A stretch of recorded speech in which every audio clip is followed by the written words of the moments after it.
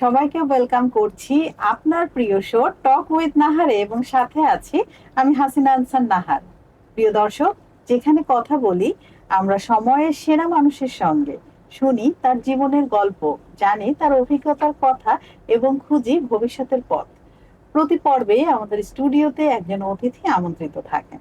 আজকে আমাদের স্টুডিওতে আমন্ত্রিত আছেন ডক্টর দেবাশিস দাস।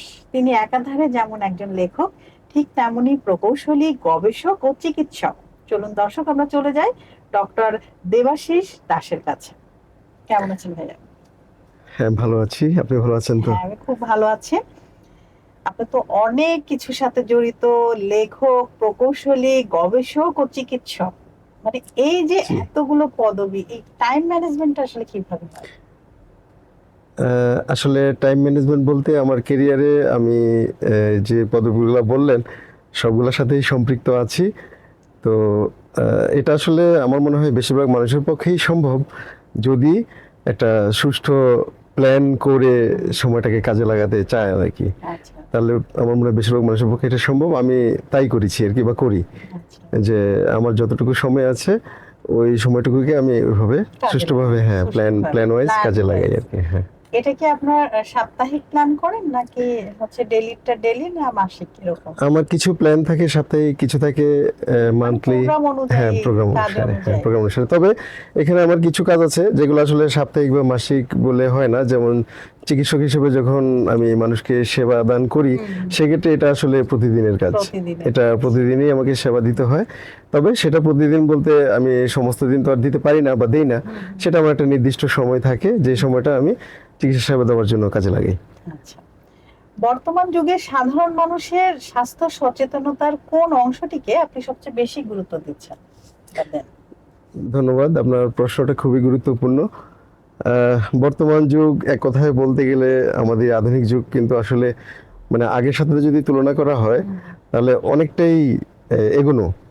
মানে পরিবর্তনটা হচ্ছে মানে আগের, যদি আমি 20 বছর আগের কথা বলি, 20 বছর আগে পরিবর্তনটা যেভাবে হতো, আমার মনে হয় এই বিগত 10 বছরের মধ্যে পরিবর্তনটা আরো দ্রুত হয়েছে এবং অনেকটা আধুনিক। তো এই আধুনিকতার ছোঁয়ায় আমাদের সবকিছুতেই আসলে প্রভাব রয়েছে। প্রযুক্তির ব্যবহার যত হ্যাঁ, প্রভাব বাড়ছে, রয়েছে। ততই চেঞ্জ হচ্ছে। তো এখানে যেটা বললেন যে স্বাস্থ্য সচেতনতা, স্বাস্থ্য সচেতনতা বলতে আমি মোটা দাগে স্বাস্থ্যকে দুইটা ভাগে ভাগ করব। একটা হচ্ছে আমাদের শারীরিক স্বাস্থ্য, আর একটা হচ্ছে মানসিক স্বাস্থ্য। যদিও আরো স্বাস্থ্য আছে, কিন্তু আমি এক্ষেত্রে দুইটা কথাই বলবো। তো আমি সচেতনতার দিক থেকে যেটা বলতে চাই, যে এই যে আধুনিকতা বললাম, আধুনিকতার মানে প্রভাবে আমাদের শারীরিক স্বাস্থ্যের উপর কিন্তু বেশ, অনেক ক্ষতি হ্যাঁ, হচ্ছে। বেশ প্রভাব রয়েছে। সেটা আমি যদি আমার যেটা প্র্যাকটিস এক্সপিরিয়েন্স থেকে যদি বলি, মানে আগের তুলনায় আমার গত 1 বছরে আমি দেখেছি যে হৃদরোগের পেশেন্ট বা ক্যান্সারের পেশেন্ট অথবা অ্যালার্জির পেশেন্ট হচ্ছে অনেক বেশি কম্পারেটিভলি। তো এটা আমি নিজেও ভেবেছি যে কেন। তো আমার যেটা অনেকটা মনে হয় যে আসলে এগুলোর পিছনে অনেকটা দায়ী হচ্ছে, বিশেষ করে হৃদরোগীর পেশেন্টের ক্ষেত্রে দায়ী হচ্ছে খাদ্যাভ্যাস, লাইফস্টাইল, এগুলা। তারপর হচ্ছে হাইপার টেনশন, যেটাকে আমরা বলি। হ্যাঁ, সেটা এখন হাইপার টেনশন যেহেতু বললাম, সেই ক্ষেত্রে কিন্তু অনেকটা মানসিক স্বাস্থ্যের কথা চলে আসে। যে আসলে বর্তমানে আমার মনে হয় কম বেশি প্রত্যেকটা মানুষেরই কিন্তু মানে মানসিক স্বাস্থ্য খুব একটা ভালো না। না, ভালো না এবং বলতে, মানসিক স্বাস্থ্য ভালো না হওয়ার আরো কারণ হচ্ছে এই যে মোবাইল, দর্শক। হ্যাঁ, এটা এটা এমন এটা একটা আমি বড় এটা কারণ আমি বলে আমি বলবো, মনে হ্যাঁ, এটা করি, আমি এবং বলবো। সমস্ত রোগেরই আমার হ্যাঁ, মনে হয় এটাই এখন বর্তমানে মূল কারণ। মানসিক স্বাস্থ্য ভালো না বলতে আমি ওভাবে বলতে চাই, মানে আমরা মেন্টাল হেলথ বা মেন্টাল ইলনেস বললেই মানুষের মাথায় প্রথম আসে পাগল। আসলে মানসিক স্বাস্থ্য মানে কিন্তু পাগল না। না না, অবশ্যই হ্যাঁ, না। যেমন আমরা যে টার্মগুলোর সাথে পরিচিত, ডিপ্রেশন, হ্যাঁ, বা ইনসোমনিয়া মানে অনিদ্রা, হ্যাঁ, তারপরে হচ্ছে বিষণ্ণতা, ডিপ্রেশন হচ্ছে বিষণ্ণতা।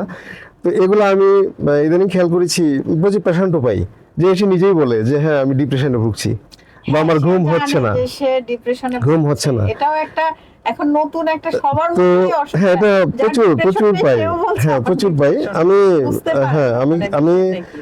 মানসিক পেশেন্টও দেখি। তো সেক্ষেত্রে আমি দেখলাম যে এই ধরনের পেশেন্ট হচ্ছে প্রচুর আসে। তো কারণগুলো আমি যখন স্টাডি করে দেখি, যে কারণ হচ্ছে আমাদের অনেক সামাজিক কারণ রয়েছে এই ক্ষেত্রে, তার লাইফস্টাইলেরও কিছু ব্যাপার আছে। হ্যাঁ, তো আমি সচেতনতার দিক থেকে মানে আপনার এই প্রশ্নের এগেনস্টে বলবো যে আমি মানসিক স্বাস্থ্যটাও মানে সচেতন হওয়া গুরুত্বপূর্ণ বলে মনে করি এই বর্তমানে। আর শারীরিক স্বাস্থ্য তো এটা আগেও মানুষের সমস্যা ছিল, বরং ইদানিং সমস্যাগুলো বাড়ছে, এবং ওটার পিছনে দায়ী হচ্ছে আমাদের লাইফস্টাইল, তারপরে ফুড হ্যাবিট, এই বিষয়গুলো। তো এই যে মানসিক স্বাস্থ্যের কথা বললেন, তো এটা আসলে বাড়ানোর জন্য এই আগ্রহের জায়গাটা আমরা কিভাবে তৈরি করব, বা আপনারা যারা ডক্টর আছেন তারা কিভাবে তৈরি করবে? হ্যাঁ, এই ক্ষেত্রে তাহলে প্রথমত আমাকে বলতে হবে যে মানসিক স্বাস্থ্যের যে অবনতির কারণগুলা কি।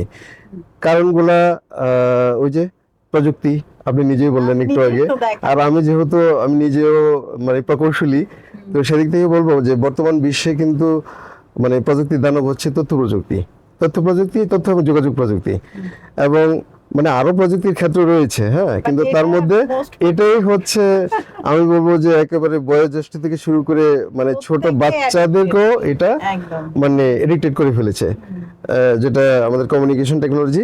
এবং সিম্পলি বললে এটা সবাই জানে যে যেমন মোবাইল কমিউনিকেশন, এবং মোবাইল কমিউনিকেশনের এটা যদিও কমিউনিকেশনের জন্যই আবিষ্কার হয়েছিল, কিন্তু যেহেতু বর্তমানে স্মার্ট মোবাইলগুলোতে অনেক অপশন, একটা স্মার্ট মোবাইল থাকা মানে হচ্ছে বিশ্ব হাতের মুঠোয়। তো এখন এই মোবাইলটাকে আসলে কে কিভাবে ইউজ করছে সেটা হচ্ছে একটা বিষয়। যেহেতু আমরা তো বেশিরভাগ কাজের ক্ষেত্রেই তো, যেমন আমাদের এই আজকের এই অনুষ্ঠানটাও কিন্তু ইউটিউব প্লাস ডিজিটাল প্ল্যাটফর্মে যাবে, তো আমরা তো অবশ্যই মোবাইল মাধ্যমে দেখছি। হ্যাঁ, যে যেভাবে নিচ্ছে। এখন বিষয়টা কেমন, বিষয়টা হচ্ছে এরকম, যেমন আমরা ছোটবেলায় দেখেছি যে একটা ফ্যামিলির মধ্যে টিভি আছে, সন্ধ্যার পরে সবাই বসে ড্রয়িং রুমে টিভি দেখছে, বা একটা ভালো মুভি অথবা একটা ড্রামা দেখছে, শেয়ার করছে, মানে বিনোদনটা, অথবা দেখা গেছে নিজেরা গল্প করছে, মানে বিনোদন বা সময় মানে অবসর সময়টা কাটানোটা ছিল ফ্যামিলির লোকজনের মধ্যে।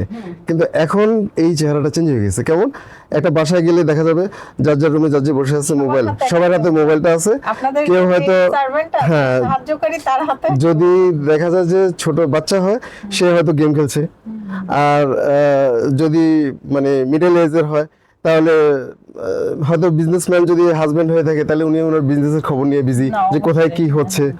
বা আমি নিজেই বলবো, আমি যেমন ডাক্তার, আমি কি করি, সন্ধ্যার পর দেখা গেছে দিনের বেলা হয়তো সময় পাই না, যেহেতু আমি জব করছি পাশাপাশি, ডে টাইমে আমি অফিসে থাকি, তো আমি বিকালের পর থেকে হচ্ছে আমি চিকিৎসা সেবার কাজে যেহেতু ব্যয় করি। কিন্তু দিনের বেলা দেখা যাচ্ছে আমাকে অনেক পেশেন্ট দূর দূরান্ত থেকে ফোন করছেন, ওদের টেস্টের রিপোর্ট পাঠাচ্ছেন, তো এগুলো আমি সন্ধ্যার পর হয়তো দেখছি, যে রিপোর্টগুলো দেখছি। বা ক্রিটিক্যাল পেশেন্ট হলে আমি পেশেন্টের সাথে তখন আমি কনসাল্ট করছি মোবাইলে আগে, তারপর হয়তো অ্যাপয়েন্টমেন্ট দিচ্ছি, এভাবে মানে আমার যেটা কাজ আমি সেটা করে যাচ্ছি, মোবাইল ইউজ করছি এটা। হ্যাঁ, আবার দেখা গেছে হয়তো যদি বাসারই মেয়ে হোক বা ওয়াইফ হোক, ওনারা কি করছে, কেউ হয়তো রান্নার বিষয় নিয়ে ওখানে মোবাইলে দেখছে ইউটিউবে, আবার মেয়ে হলে হয়তো সে তার ফ্রেন্ড সার্কেলের সাথে সময় কাটাচ্ছে মোবাইলে। তো আমি যেটা বলতে চাচ্ছি আসলে যে এই যে কমিউনিকেশনের জন্য যদি এই ডিভাইসটা, কিন্তু এখন এটা হয়ে গেছে অনেকটা মানে ব্যক্তিকেন্দ্রিক, যে ডিভাইসটাকে নিয়ে যার যার মতো করে যার যে নিজেই সময় কাটাচ্ছে। তো এতে করে যে বিষয়টা হচ্ছে, এই যে একটা ফ্যামিলি বন্ডিংটাও কিন্তু অনেকটা ভেঙে যাচ্ছে। এই যে আপনি বললেন অনিদ্রা, দুশ্চিন্তা, হ্যাঁ, এটা কেন হয়, এটা আমি অনেক মানে কি বলবো মেন্টাল পেশেন্ট পেয়েছি যাদের এই যে ডিপ্রেশন, পরে আমি কেস স্টাডি করে দেখলাম যে হয়তো ওনার একজনের সাথে অ্যাফেয়ার ছিল, মাঝখানে একটা ব্রেকআপ আসছে, এই নিয়ে উনি বাস মানে ডিপ্রেশনে চলে গেছে। মানে ওটা মূল কারণটা হচ্ছে ওইটা। এবং ওটা কিভাবে ক্ষেত্রে এই পয়েন্টগুলো আসে। হ্যাঁ, এখন যেমন ওই যে জোড়া লাগাটাও খুব এখন ইজি, মোবাইল কমিউনিকেশন, আবার ব্রেকআপটাও খুব ইজি হয়ে গেছে, মানে সবকিছু ওই যে হাতের মুঠোয় না। হ্যাঁ, তো এটা হচ্ছে এটা হচ্ছে যেমন মানুষ এগুলোর উপর বিজি হয়ে গিয়েছে, হ্যাঁ, ওই ইজি জিনিস নিয়ে বিজি। আর আমি যেমন ওই যে লেখক হিসেবে কিন্তু আমার একটা বইও অলরেডি বেরিয়েছে এর আগের বইমেলাতে, ওই যে প্রযুক্তির এপি টু পিট, ওই বইটাতে কিন্তু আমি লিখেছি যে প্রযুক্তি যেমন বিশ্বকে এগিয়ে নিয়ে যাচ্ছে, আমাদেরকে অনেক সুবিধা দিচ্ছে, তার কিন্তু আবার বিপরীত দিকগুলোকে ওখানে আমি তুলে ধরার চেষ্টা করেছি। এবং আমি ওটাও লিখেছি যে হয়তো এমন সময় আসবে যে এই প্রযুক্তি বিশ্বকে ধ্বংস করে দিবে। আপনার এই বইটা যদি আমাদের দর্শকরা সংগ্রহ করে তাহলে কোথায় যোগাযোগ করবে? হ্যাঁ, পাবে, এটা এমনিতে রকমারি.com এ পাবে। আর আমার এই বইটা মূলত দোয়েল পাবলিকেশন থেকে প্রকাশিত হয়েছে বইমেলায়। এবং যে বছর প্রকাশিত হয়েছে এটা প্রচুর কপি সেল হয়েছে। এটার নাম হচ্ছে প্রযুক্তির এপিট ওপিট। আচ্ছা দর্শক, প্রযুক্তির এপিট ওপিট হ্যাঁ। ভাইয়ার বই, এবং এই বইটা পড়লে আপনি প্রযুক্তির সুবিধা অসুবিধা সবই জানতে পারবেন। এবং এটা পাওয়া যাচ্ছে হচ্ছে দোয়েল প্রকাশনী আর রকমারি.com-এও পাওয়া যায়। রকমারি.com-এ আপনারা পেয়ে যাবেন।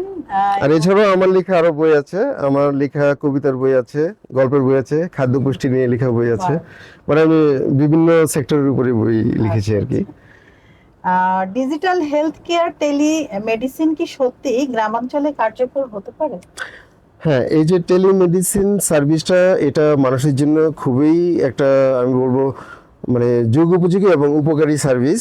তবে যেটা প্রবলেম, গ্রামে গঞ্জে এই সার্ভিসটা হয়তো যারা গ্রামের মানুষ আছে মোবাইল ইউজ করতে পারে, ইউজ করে হয়তো বড়জোর হয়তো ইউটিউবে বিভিন্ন নিউজগুলো দেখতে পারে বা বিনোদনমূলক এগুলো, কিন্তু আসলে টেলিমেডিসিন সার্ভিসটা নিতে গেলে হয়তো একটা পোর্টালের মাধ্যমে ঢুকতে হবে, ডাক্তারের সাথে যোগাযোগ করতে হবে।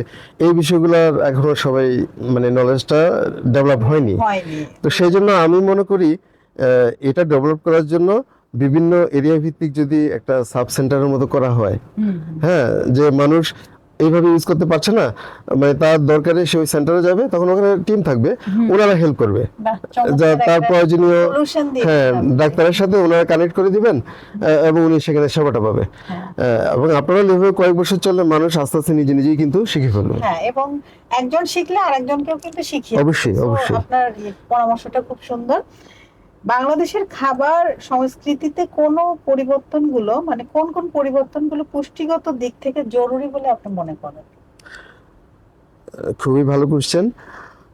আমি যদি খাদ্য পুষ্টির সেন্স থেকে বলতে চাই, তাহলে আসলে প্রথমত বলবো যে সৃষ্টিকর্তা এই পৃথিবীতে, পুরো সৃষ্টি তো ওনার, এবং সৃষ্টিকর্তা পৃথিবীতে আমাদের শাকসবজি ফলমূল থেকে বা বিভিন্ন যে উদ্ভিদ সৃষ্টি করেছেন, এগুলা কিন্তু আসলে প্রতিটি আমাদের মানে কাজে লাগার মতো, বা অবশ্যই প্রতিটি সৃষ্টিরই কিছু মানে সুবিধা গুণগত, কিন্তু বিষয়টা হচ্ছে আমাদের জানতে হবে, আমরা প্রপার ওয়েতে ইউজটা জানতে হবে যে হ্যাঁ কোন খাবারে আমি কোন খাবার থেকে কোন পুষ্টিটা পাবো, বা কোন খাবারে কি উপাদান আছে যেটা আমার শরীরের জন্য কাজে দিবে সেটা জানতে হবে, বা কোন ফলমূলটা আমার জন্য কাজে লাগবে, হ্যাঁ, শাকসবজি কোনটা খেলে আমার কি হবে, এই বিষয়গুলো আমাদের জানতে হবে।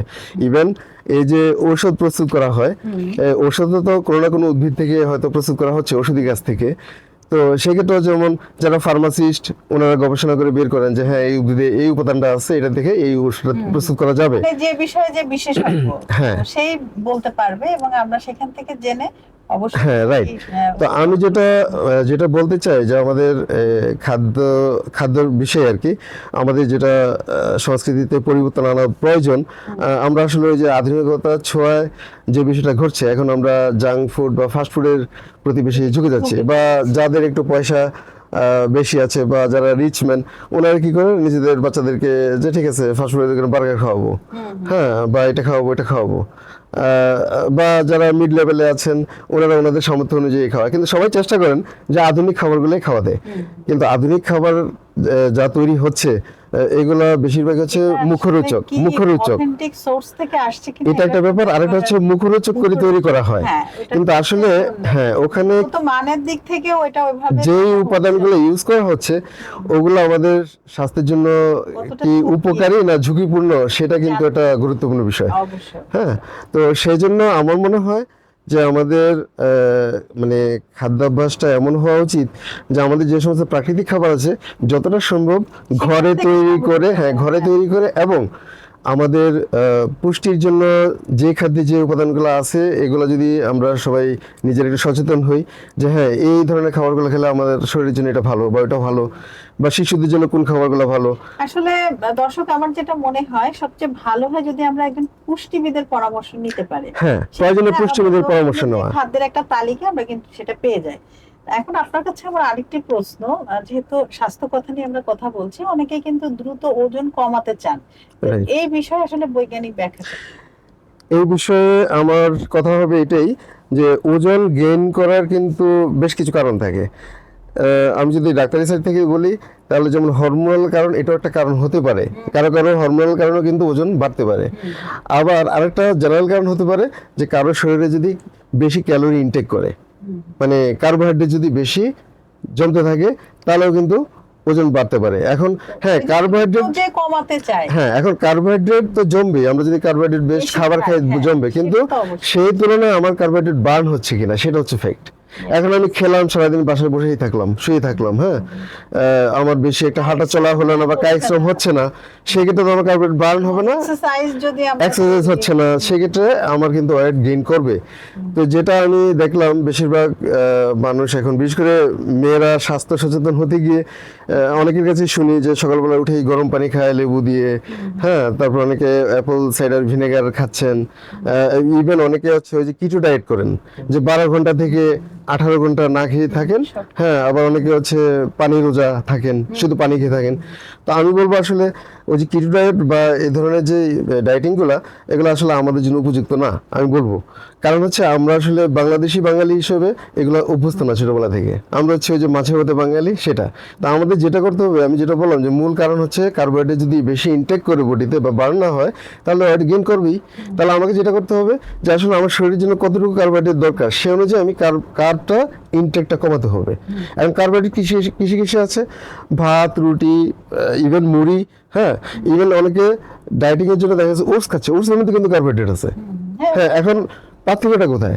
এখন অনেকে হয়তো বলতে পারে যে তাহলে ওটস খেলে কেন ওয়েট কমে? আসলে একটা হচ্ছে জটিল আর একটা হচ্ছে সরল। ভাত খেলে যত দ্রুত আমাদের ব্লাডে ক্যালোরিটা চলে যাবে, ওটস খেলে অত দ্রুত যাবে না, আস্তে আস্তে যাবে। এখানে হচ্ছে পার্থক্যটা।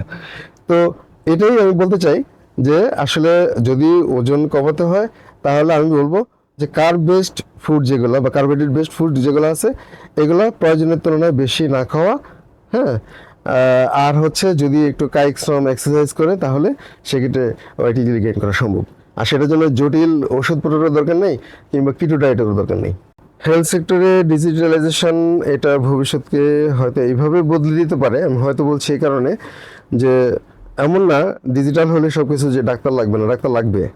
আসলে মানুষের বিকল্প আমি বলবো যে কোনো কিছু হতে পারে না, হ্যাঁ, মানুষের শ্রেষ্ঠ জীব, আর যত প্রযুক্তি আসুক সব মানুষেরই তৈরি, হ্যাঁ।